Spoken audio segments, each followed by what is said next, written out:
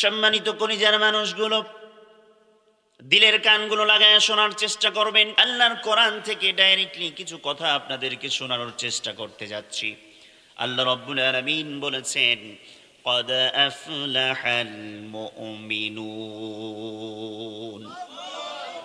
আল্লাহ রাব্বুল আলামিন বললেন, অবশ্যই সফল হয়ে গিয়েছে তারা।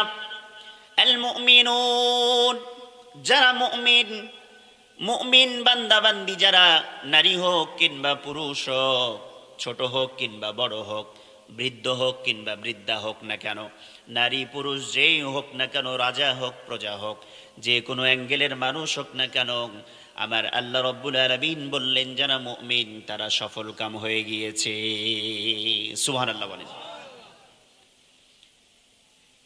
এখন আপনি বলবেন, মুমিনরা যদি সফল কাম হয়ে গিয়ে থাকে, বাংলাদেশে মুমিনরা কেন মার খাচ্ছে? বাংলাদেশি যারা ইমানদার, যারা 5 ওয়াক্ত নামাজি, কেন বারবার জেলখানায় যেতে হয়? বাংলাদেশে যারা কোরআনের কর্মী হিসেবে কাজ করতেছেন, কোরআনের দাওয়াতি ময়দানে কাজ করতেছেন, মুমিন বলে নিজেদেরকে পরিচয় দিচ্ছেন, তারা তো জেলখানার ভিতরে বন্দী থাকছেন। চেচনিয়া, বসনিয়া, এরপরে মায়ানমার থেকে কতগুলো মুসলিম আমাদের দেশে বসবাস করতেছে। ইন্ডিয়াতে হাজার হাজার লক্ষ লক্ষ মুসলিমদের উপরে নির্যাতন চালানো হচ্ছে। এরপরে আল্লাহর কোরআন বলছেন মুমিনরা সফল কাম। ও দুনিয়ার মানুষ, একটু দিলের কান দিয়ে বিবেকটা খাটানোর চেষ্টা করবেন। এই সফলতা আর আপনার দুনিয়ার সফলতা কিন্তু এক না।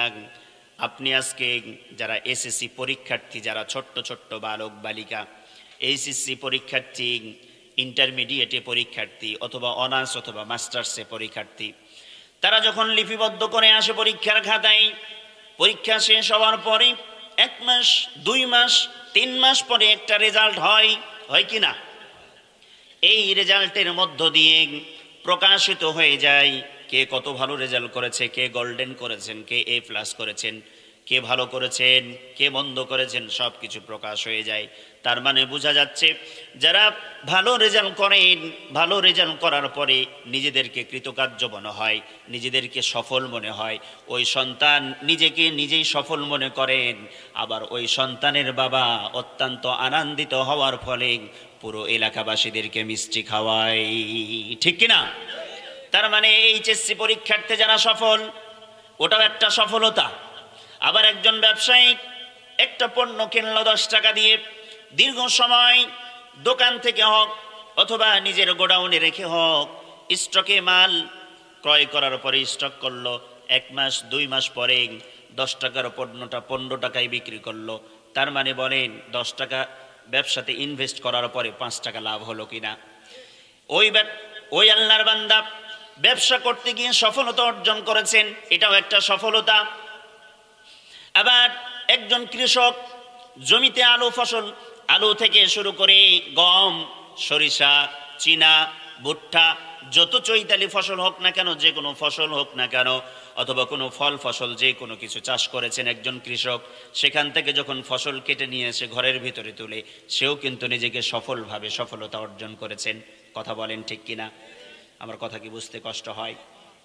আমি আপনাদেরকে বোঝানোর চেষ্টা করতেছি, দুনিয়াতে একজন এইচএসসি এসএসসি পরীক্ষার্থী ছাত্র ছাত্রী পরীক্ষা দেওয়ার পরে ভালো রেজাল্ট করার পরে সে নিজেকে সফলতার দাবি করে।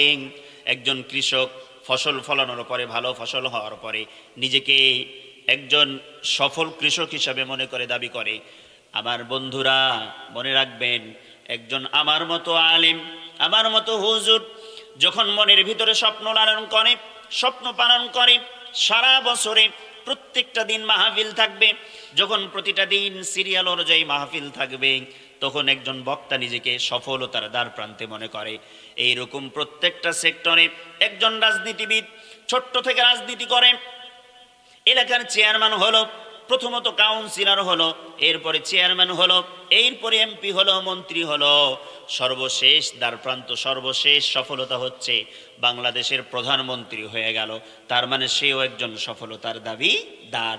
এখন বলেন, এই দুনিয়ার সফলতা যতই অর্জন করেন না কেন, আপনি যখন দুনিয়া থেকে বিদায় নিয়ে চলে যাবেন, আপনার যখন ইহকাল জীবন শেষ হয়ে যাবে, আপনি যখন ইন্তেকাল করবেন, মারা যাওয়ার সঙ্গে সঙ্গে এই জীবনের যত সফলতার দ্বার প্রান্তে আপনি যান না কেন, যতই সফলতা অর্জন করেন না কেন, মৃত্যুবরণ করার সঙ্গে সঙ্গে আপনার সমস্ত সফলতার সব শেষ হয়ে যাবে।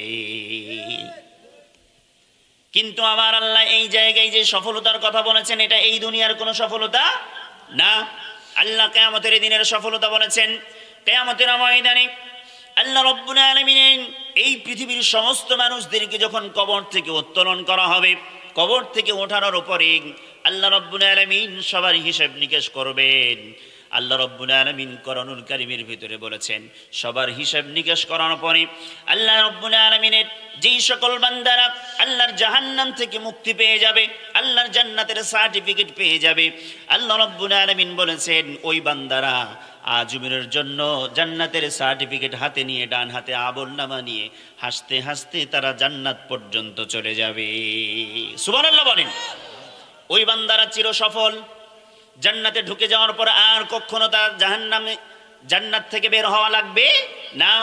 জান্নাতে গেল তো গেল, আর কোনোদিন জান্নাত থেকে তাদেরকে বের হওয়া লাগবে না। এখন আপনি বলেন, যেই সফলতা মিজানের পাল্লায় আপনাকে সফলতা দ্বার প্রান্তে নিয়ে গেল, মিজানের পাল্লা শেষ করলেন, হাসরের ময়দান শেষ করলেন, পুলসিরাত পার করে আপনাকে জান্নাত পর্যন্ত ঠেলে দিল।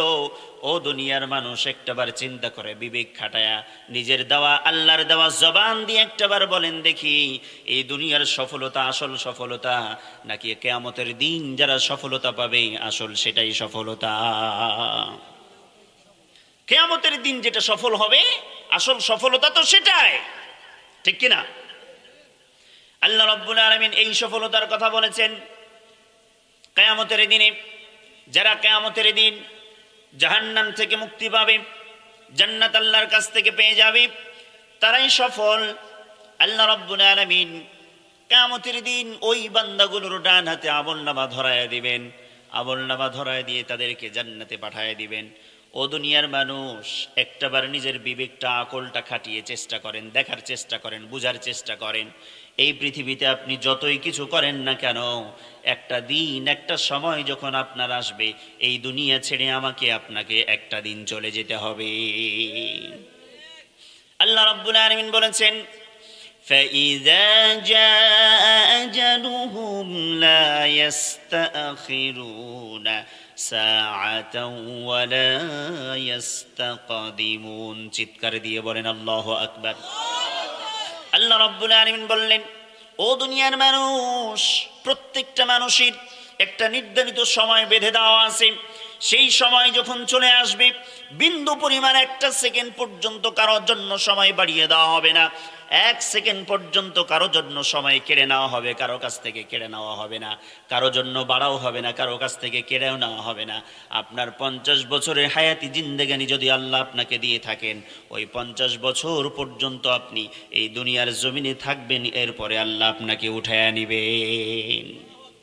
সময় যখন চলে আসবে, আপনি আমি হাজার চেষ্টা করলেও বাঁচতে পারবো না।